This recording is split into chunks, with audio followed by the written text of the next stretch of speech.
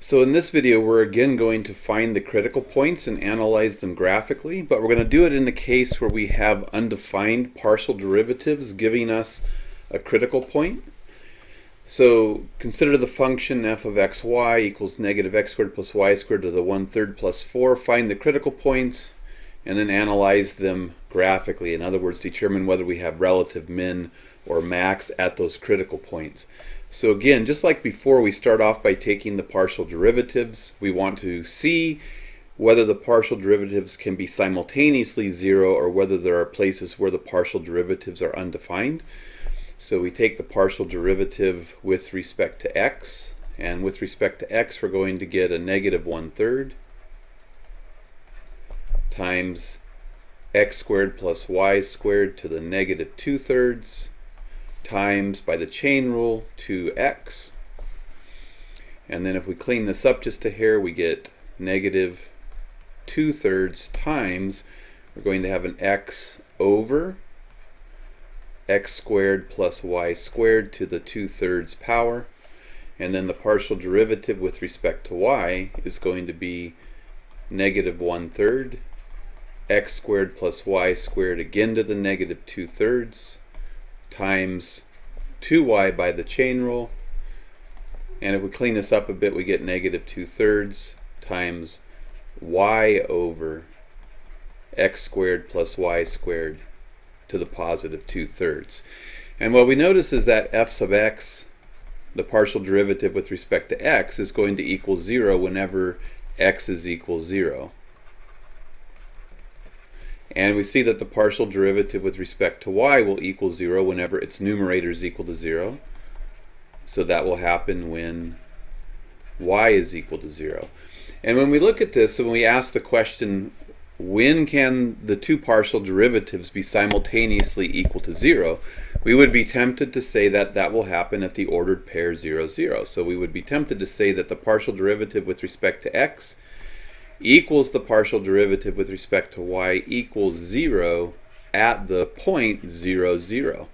And this in fact would be incorrect, because what we want to notice is that if we plug the point 0, 0 into either of the two partial derivatives, we're going to get a 0 to the 2/3 in the denominator. We're going to wind up with a division by 0. So it turns out that f sub x and f sub y are both undefined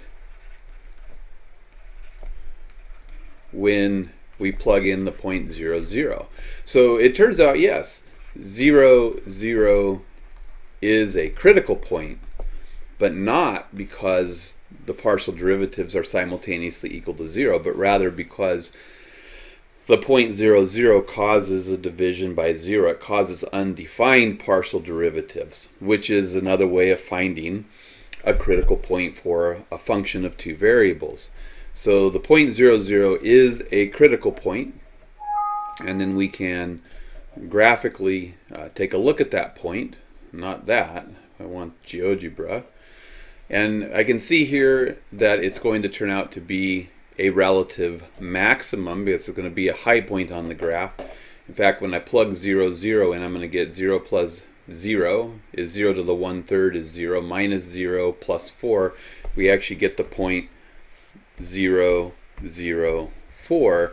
And then this is an important point, because the point 0, 0, 4 actually exists on the graph of the function. If it weren't a point on the function, then it wouldn't make sense to discuss whether or not it's a relative minimum or relative maximum. And so you do need to be careful when you're finding the critical point, that the critical point is actually a point at which the original function is defined. So for example, if I take the function here, g of xy equals x squared plus y squared to the negative 1 plus 4, when I take the partial derivatives of this with respect to x and y, I will discover that they are undefined at the point 0, 0. So I would be tempted to say, look, I have a critical point for the function g of xy. And maybe if I scroll out far enough, I'll be able to see that it's a relative maximum somewhere way up high. If I scroll out far enough, maybe there's a relative maximum there, a peak. That's what it looks. If I zoom out far enough, begins to look like that might in fact correspond to a maximum. But the problem would be that when you plug the 0.00 into g of x, so if we try to calculate in the input bar, if I try to do g of 0, 0, and I hit enter, it's giving me infinity. And the idea here is it's actually undefined, which is why it's giving me an output that isn't a number. I get a division by 0. X squared plus y squared to the negative 1 is really 1 over x squared plus y squared. And 1 over x squared plus y squared is undefined when we plug in 0, 0. So just because the partial derivatives are equal to 0 at a point or undefined at a point doesn't make that point a critical number, or sorry, a critical point, unless the point that you find is actually defined, a point that's defined for the function that you're working with.